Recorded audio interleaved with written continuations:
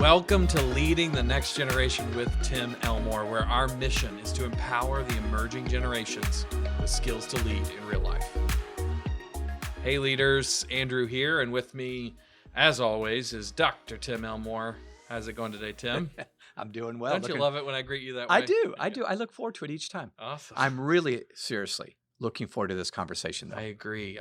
There's lots of conversations we have that are sort of these balancing act situations. Right. And so much of life is that way. Yeah. And this is just such a really good conversation. So compassion and consequences is our subject today. And we know that if a young person is going to grow up and succeed, they really need to experience both of those things. You had a childhood experience, or at least as a minor. Yeah. Talk about that, because this is a great illustration of both compassion and consequences. It is. Yeah. So years ago, I've told many stories that if somebody would listen to all of my stories, they would go, "What the heck happened to you as a teenager? And why did you hire him, Tim?" Exactly. So this is one of those, prepare yourself. But I had a group of friends years ago. We were teenagers. In fact, I think I was 16 years old. I was one of those kids who went and got my driver's license as soon as I turned 16.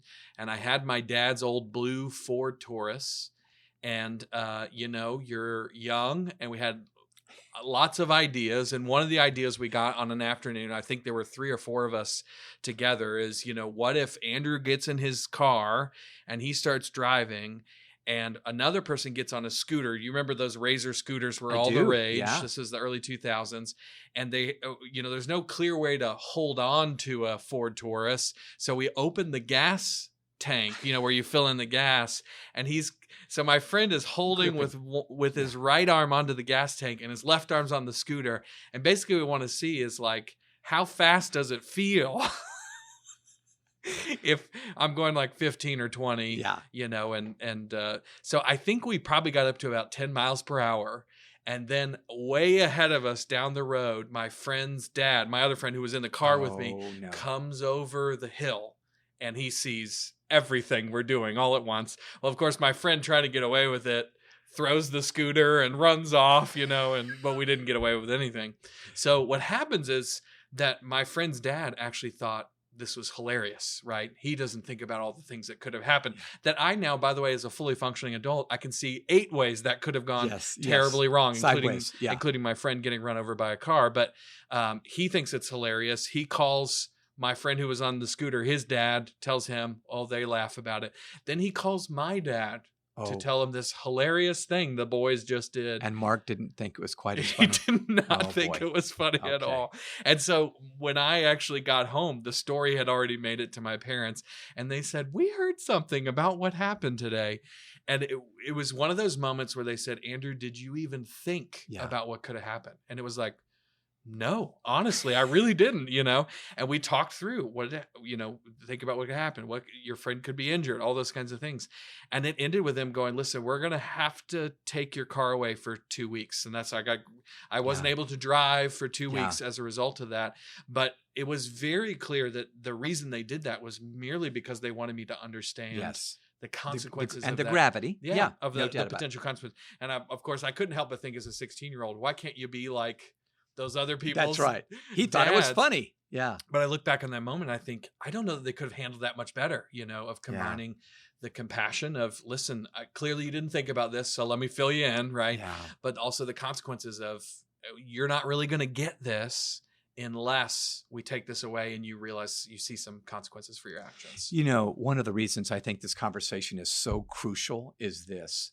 In the teenage brain, we now understand that the portion of their brain that calculates rewards for risky behavior is way ahead of the part of their brain. Yes, of the one that calculates the risk for such behavior. Yeah. So you thought, "No, Dad, I wouldn't think about that. I was thinking about how fun this is going to be." Yeah. And that's exactly what happened.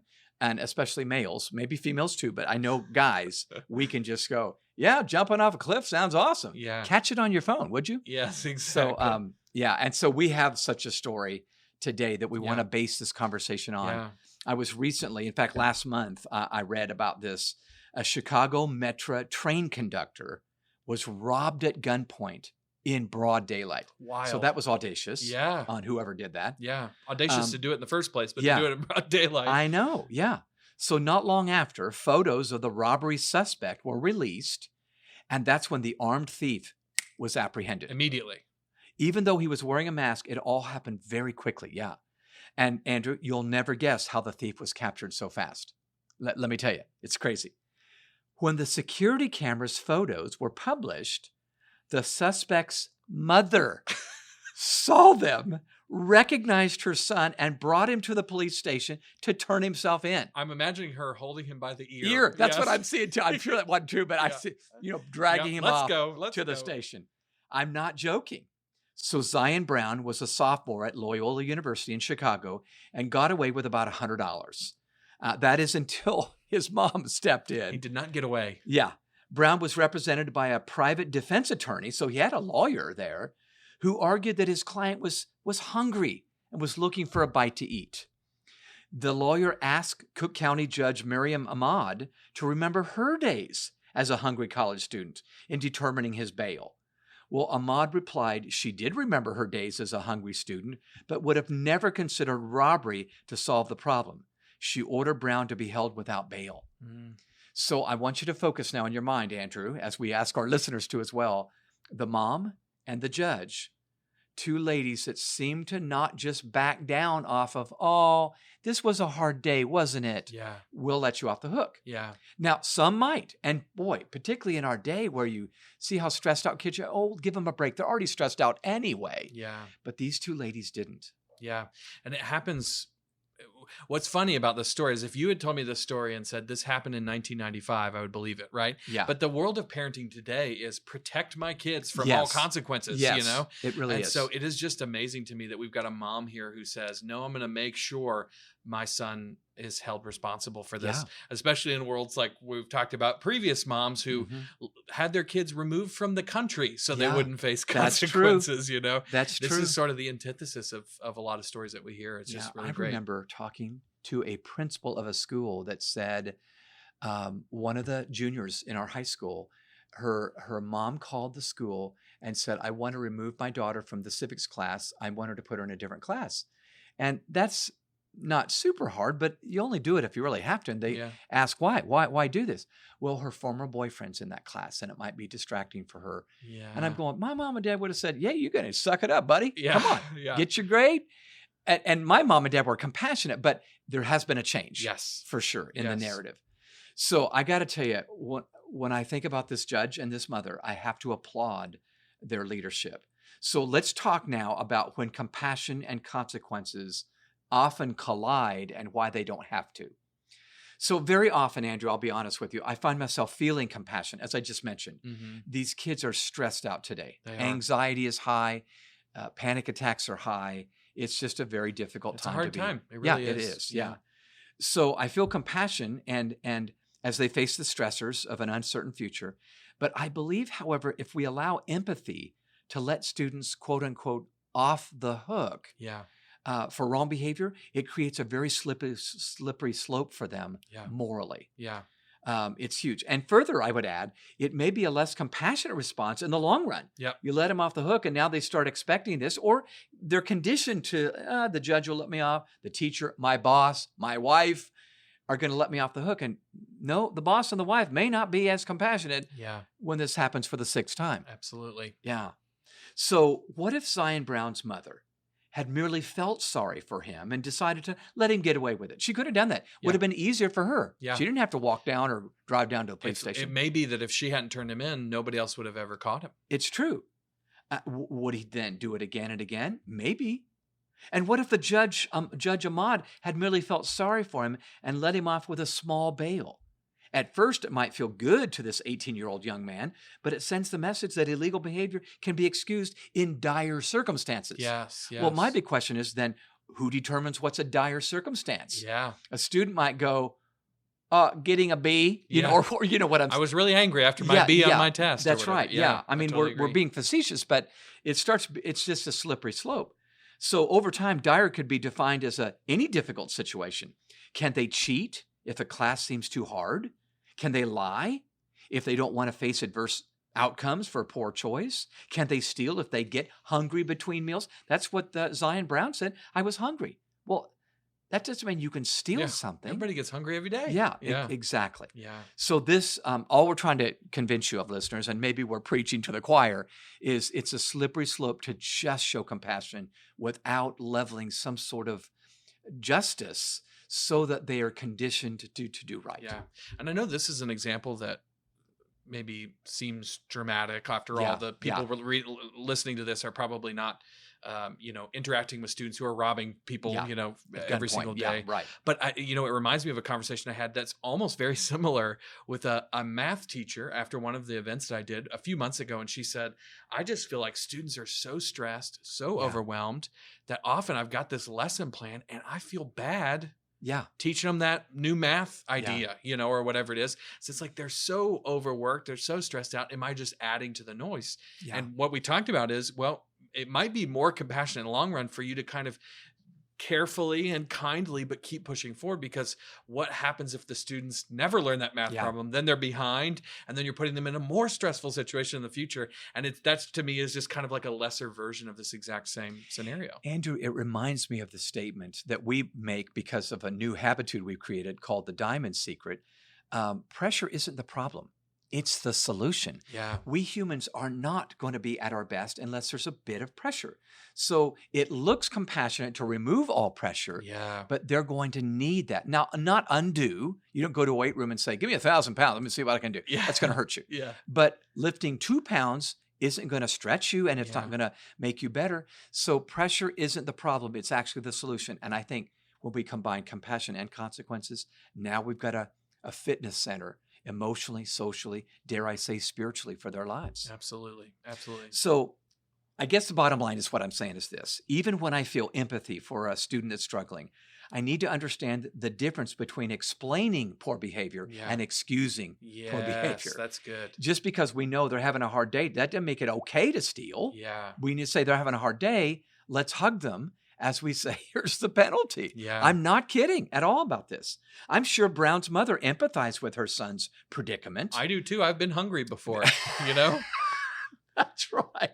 But she still knew right from wrong, and she believed he did as well. Yeah. You know right. I've taught you for 18 years, son. Even if he was hungry, there are legal ways to obtain enough cash to get food, maybe even from mom. Excusing it would send him on a bad trajectory. I'm sure Judge Ahmad empathized with the defendant's case, but she knew she could not lighten the sentence because Brown or his attorney asked for it. Soon everything would be on a sliding scale, and that's what he would expect. Yeah. In fact, they could point back to a precedent. Well, the judge when I was 18 said this. I'm just saying, if we care about them and we play the long game, it's compassion and consequences, not either or. I love this. Yeah. I love this. This is a message every parent out there needs to hear. I think so. So let's talk just for a minute about the why we must extend empathy wisely. And then we can get into a practical idea that I think is going to be, I need to remind myself of it as I work with students. It's great.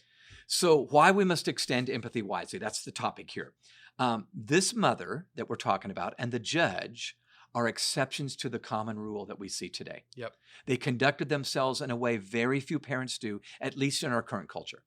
Because so many don't understand empathy, adults have allowed the headwinds of culture to weaken their leadership. Parents will often side with their children, even adult children, Andrew, against other adults who attempt to teach, coach, manage, or lead their sons and daughters. And we feel sorry for our stressed out kids and soon excuse all sorts of wrong actions.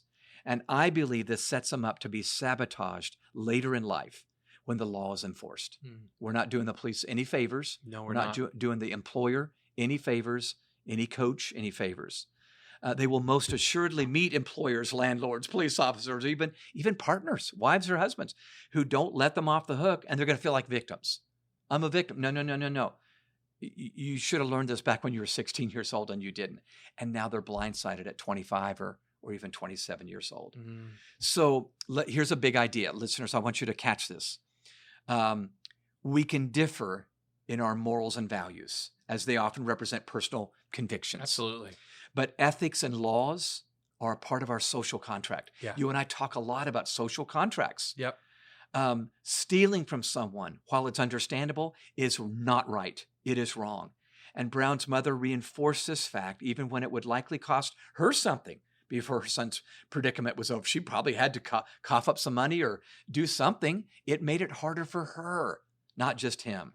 So what are some steps to show empathy? Well, that's what we need to talk about next. Absolutely. So we're going to talk about those solutions in just a minute. But first, let's take a break. We've got a great resource that I think is going to be really helpful if you find yourself in a predicament where you want to build this same compassion and consequences. Go for it. Andrew here. I'd like to talk to you about one of our latest resources, Generation Z Unfiltered, facing 9 hidden challenges of the most anxious population.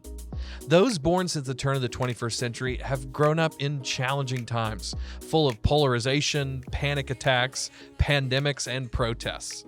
These shifts have shaped a generation of young people that we call Generation Z, and they are now the most overwhelmed and the most empowered generation in human history. In our book on Generation Z, Tim and I give an unfiltered view of just who these kids are and give teachers, parents, coaches, and leaders practical advice on how to tackle 9 of the greatest challenges today's students are facing. Pick up a copy of Generation Z Unfiltered today at growingleaders.com/store. All right, Tim, we're back and we're talking about how to show empathy without caving, right? So it's this balance between compassion and consequences. And you've got a really good idea of how to do this well. Andrew, I believe that leaders must communicate to someone like Zion Brown, I care for you and I believe in you. And because I do, I will not dilute the consequences for your wrong choices or actions. Yes. In the short run, I realize you'd like to be let off the hook for this one. So would I. But I refuse to reinforce this poor choice by removing the consequence for it. You are better than that. You are better than that. We need to communicate that. I love that. And you just demonstrated this, you just demonstrated in this choice. Yeah. So I think that's the bottom line. However we word it, we need to find our own words, but that's the big idea. By the way, if we say we believe in kids, and we all do you? Do you just say it or do you show it? Yeah. If we show it, that means, well, okay, I'm going to level this consequence because I actually believe they're better than what they just showed me. If I really believe in them, if I really care for them, if I really love them, then I will realize I want their long-term good, not just their short-term happiness. That's right. This is a long game. Absolutely. Then, once we've done this, we as leaders can demonstrate our compassion by walking alongside of them. We don't just leave them and say, well, good luck. Yes, that's we huge. walk alongside of them as they face the consequences, showing them our care, not just telling, and believing them along the way. Case in point, I bet Zion Brown's mom was behind him in court the whole time. I bet she was, yeah. So in short, don't remove the outcome, but improve the outcome. Love it. Don't remove it, but improve it. I know that sounds kind of pithy, but I just believe, I remember things when they rhyme like that. Don't remove the outcome, but improve the outcome. As our young people mature, there will be times to extend mercy and forgiveness. There are. Yes. You and I both got some. Yes. But those should be seen as gifts. They're exceptions to it, not just I expect and I'm entitled to, be let off the hook every single time. Yeah. So a cursory observation of Zion Brown's crime and punishment may appear to be a story of a misguided young man who did not have a compassionate mother or judge. On the contrary, I believe, they led them well and prepared him for his future. So here's the 2 bullet points I want you to remember. This is kind of simple to get, but it's hard to practice. Always stand for truth and justice, but always walk beside them as it's leveled. Yeah. So always stand for truth and justice, but always walk beside them as it's leveled. Andrew, years ago, I read a great story. And it's really similar to this one, actually. It was a story about a young man who was sentenced for a crime he had committed. And this was very different for their family. They had not had a family of criminals. It was a very middle-class, upstanding family. His father, while embarrassed by his son's actions, was with him through the entire process, from the arrest to the jury's verdict. And when the judge asked the defendant to stand for his sentencing, here's what I love. His father stood with him. That wasn't protocol. His dad just felt like, I'm going to stand with my son as if it were me. It was an act of solidarity without removing the consequence. He didn't say, wait a minute. Yeah. And his son saw his dad stand, and I think was moved. But that's the picture we're painting. Stand for truth and justice. Walk beside them all the way. And if we lead this way, I think we're going to have a great outcome in the end. This is awesome. It's true in any context, not just crimes committed, right? Mm-hmm. But also any boneheaded decision they might make, right? Make sure they're held, there are consequences for that, but that you're there along the way. You're helping them understand, helping them learn to improve for next time. I think this is such a great principle we've got to remember. Yeah. Well, as we're teaching this to teachers and parents and leaders, we actually have one of our Habitudes images that is such a great way to sort of capture what we're teaching here. And so I wonder if you might walk through that, because I love this metaphor. So this metaphor really is helpful to me. It allows me to be with them, before them, be behind them, but don't remove the outcomes. So it's a very strange couplet in this metaphor. I love it. I'm warning listeners. We simply call it surgeons and vampires. Okay, two people you don't usually soak that in. Surgeons and vampires. So whenever we put Habitudes together, we often do duets. And the duets usually have something together, or something they have in common. So the item that a surgeon and vampire both have in common is they both draw blood. Yeah. Right? You think of blood when you think of a vampire. Yep. You think of blood when you think of a surgeon. Yep. But very different outcomes. Yes. So if you watch television and movies these days, we've had 20 years of shows about vampires. Yes. So, but here's this typical scenario. The vampire is often sneaking up on an unsuspecting victim, right? Darkened room. Yep. Sinister organ music, usually, right? Yeah, yes. The vampire bites the victim, usually on the neck, and they fall to the ground and they're gone. Or they turn into a vampire. Yeah. Okay? Now, it's a scenario. The surgeon, on the other hand, very, very different. He or she is also going to draw blood, but well-lit room. Totally different situation. Everybody knows what's coming. You plan the surgery usually. Sometimes there's emergency surgery, but usually you're planning for it. Yeah. The surgeon is well trained and well prepared for this encounter. And then here's what I love. They don't just slice up every part of your body. Yeah. Let's just dig around and see what else is wrong here. They take out the tumor, and then you're left to heal. Yeah. At least in an optimal scenario. Yeah. So I think this paints a picture of how we offer compassion and criticism. Yeah. Or consequences. Sometimes we act, in fact, let me be honest, sometimes I act more like a vampire. In my humanity, I'm so frustrated at so-and-so that I might sneak up on them. They have no idea they're about to be critiqued. Ambush them, yeah. That's right, they're ambushed. That's a great verb. And, I critique them or whatever, and I don't do this commonly, but if I'm left to myself and I'm not prepared, I'm just emoting. Yeah. In fact, I'm letting out my own anger. Yeah. And of course, they're unsuspecting and they have a bad experience with this consequence thing, and they don't like criticism at all. I like it when I turn into a surgeon. So we plan this tough talk. Yeah. And I'm able to couch it with, here's several things that you did right here. Here's one thing we're going to want to change. And I'm able to take out a tumor. Yep. So my 2 words that I want people to take away from this is, we're usually going to offer critique or feedback from relief or belief.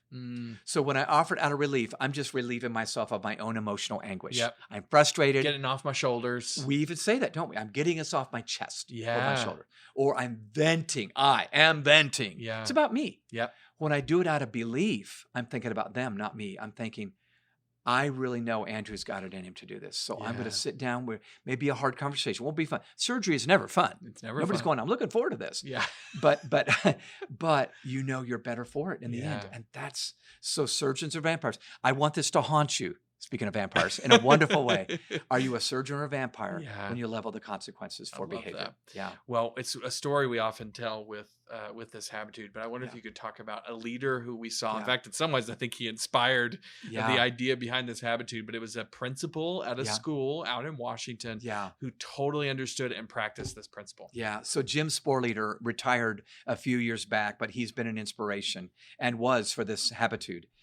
Jim Sporleder was the final job he had in education before he retired, was the principal of Lincoln High School. It's an alternative high school. So they have kids that didn't make it through the traditional high school. This was their one last chance to get their diploma before they move on to adult life.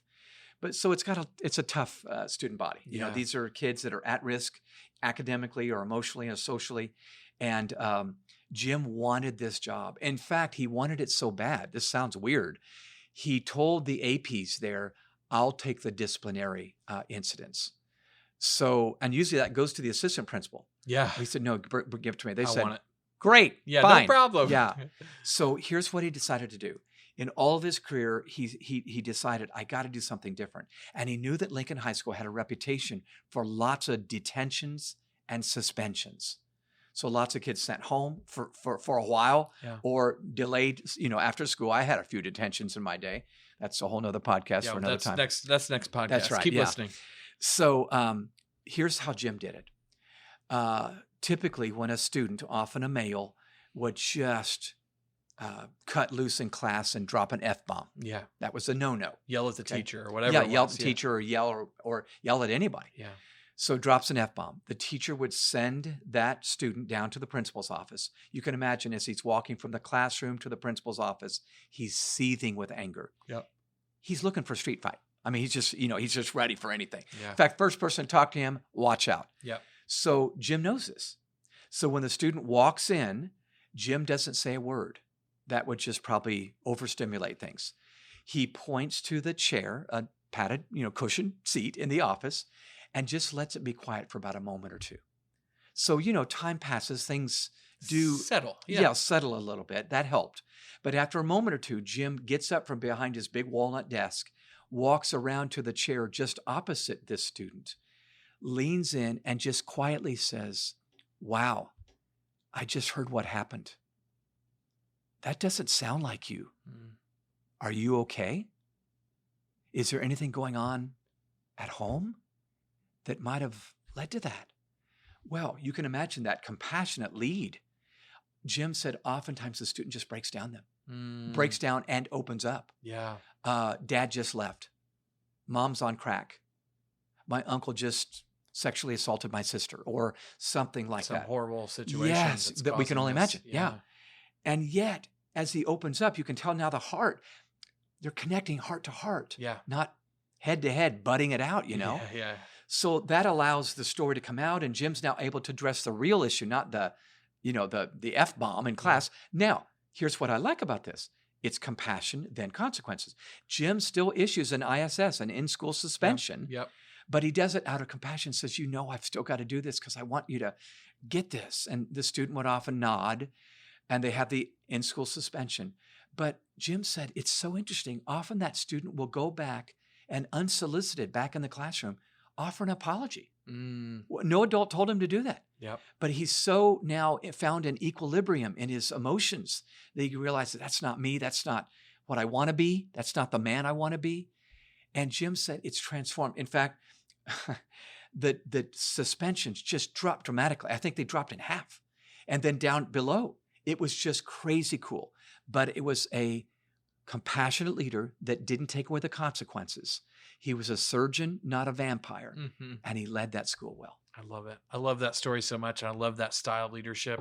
May we all model Jim Sporleder, because what a beautiful story. Well, if you're sitting there and you're thinking about how do I lead my students well, maybe you're even wondering, how do I understand my students first before I could lead them well? You've already heard us talk about this resource, but I would really commend to you a book that Tim and I worked on called Generation Z Unfiltered. It's a great resource that it basically overviews who these kids are, as well as some of the key challenges that they're facing today and how we can help lead them better as we are in these really challenging times. So if you're interested in picking that up, going over to growingleaders.com/store, or you can find it on Amazon, but growingleaders.com/store is a great place to find lots of resources. Generation Z Unfiltered. I'd really encourage you to pick that up. Well, as always, if you would rate this podcast, give us 5 stars on iTunes or wherever you get your podcasts, that would greatly help us. If you found this particularly helpful and thought of somebody you might who might also find this to be helpful, please share it with them, pass it along to them. We would appreciate that. If you want to connect with us online on social media, we are at Growing Leaders and at Tim Elmore, pretty much everywhere you are. And then finally, if you have ideas for this podcast, people you think we should interview, subjects you think we should cover, shoot us an email. It's podcast@growingleaders.com. We love getting those. Well, Tim, thank you so much for challenging us and helping us think about compassion and consequences today. Thank you guys so much for listening. Go out and lead the next generation well, and we'll see you next time.